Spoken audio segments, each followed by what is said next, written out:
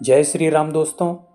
मैं कल्याण भगत स्वागत करता हूं आपका अम्बे कल्याण चैनल पर।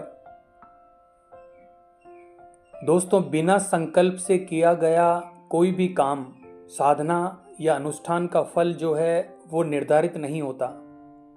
यानी कब तक आपको उसका फल प्राप्त होगा या फिर कितना प्राप्त होगा, इसकी कोई गारंटी नहीं है दोस्तों।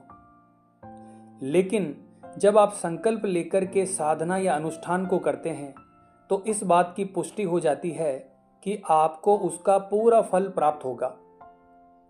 जैसे कई लोग 16 सोमवार के व्रत करते हैं या फिर संतोषी माता के व्रत करते हैं या फिर मंगलवार के व्रत करते हैं, तो वो संकल्प लेकर व्रत को करते हैं कि मैं इतने सोमवार तक इस देवता के व्रत रखूंगा, इनकी पूजा पाठ करूंगा, जोत जलाऊंगा, भोग प्रसाद अर्पित करूंगा।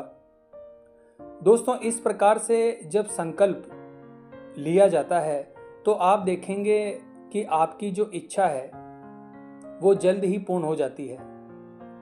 तो दोस्तों, अपने आप में संकल्प का एक बहुत ही बड़ा महत्व है। अब मैं आपको बताता हूं कि संकल्प क्या होता है। संकल्प एक वादा होता है, प्रण होता है, जो उस देवता के सामने लिया जाता है जिसकी आप पूजा पाठ कर रहे हो। इसके अंतर्गत जब आप कोई साधना या अनुष्ठान या व्रत करते हो तो इसके लिए आपको हाथ में जल लेना पड़ता है। थोड़े से अक्षत यानी साबुत चावल आपको लेने होते हैं। एक पुष्प या पुष्प की थोड़ी सी पत्तियां आपको लेनी होती है, और वो भी सीधे हाथ में। और आपको ये सामग्री लेकर आपको अपने इष्ट देव की ज्योत के सामने आपको उनको साक्षी मानते हुए संकल्प लेना होता है। दोस्तों, जल वरुण देव का प्रतीक होता है और पूजा पाठ में जो कलश रखा जाता है तो सबसे पहले वरुण देव की ही स्थापना की जाती है।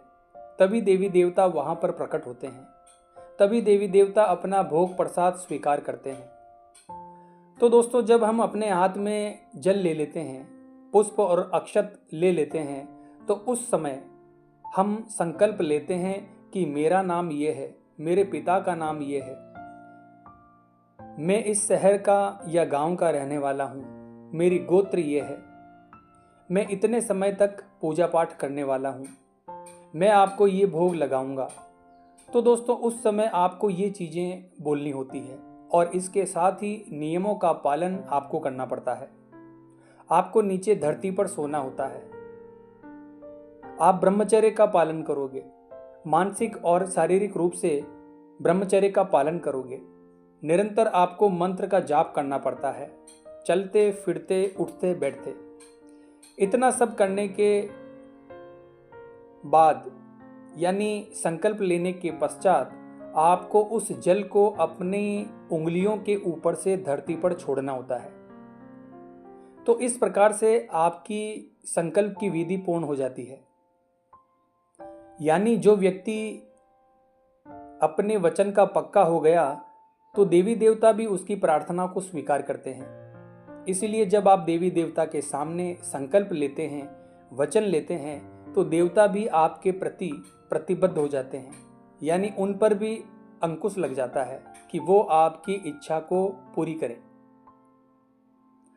दोस्तों, एक चीज का हमेशा ध्यान रखना, इंसान अपने संकल्प को तोड़ सकता है पर देवी देवता अपने संकल्प को नहीं तोड़ते। जो आपने संकल्प लिया है उसी संकल्प पर वो भी रहते हैं और फिर आपकी परीक्षा भी वो देवी देवता लेते हैं। तो दोस्तों, इस प्रकार से जब आप संकल्प लेकर कोई साधना या पूजा पाठ करते हैं तो आपकी मनोकामना पूर्ण होती है। अब दोस्तों, बात करते हैं कि संकल्प तोड़ने का क्या परिणाम होता है।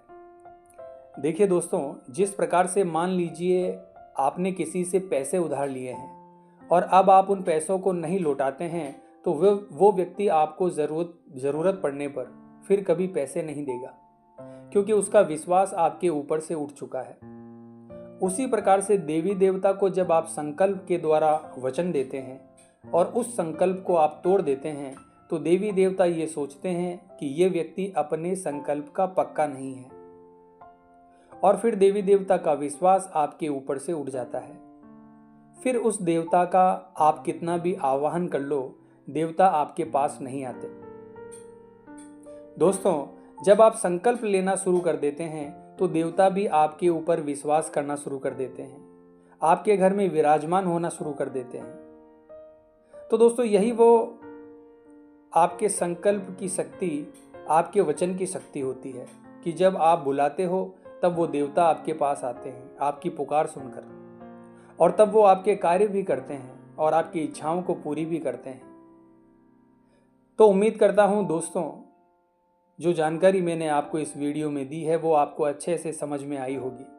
तो कमेंट बॉक्स में हर हर महादेव जरूर लिखें दोस्तों। मिलते हैं इसी प्रकार की अगली वीडियो के माध्यम से। जय माँ अम्बे, जय श्री कल्याण।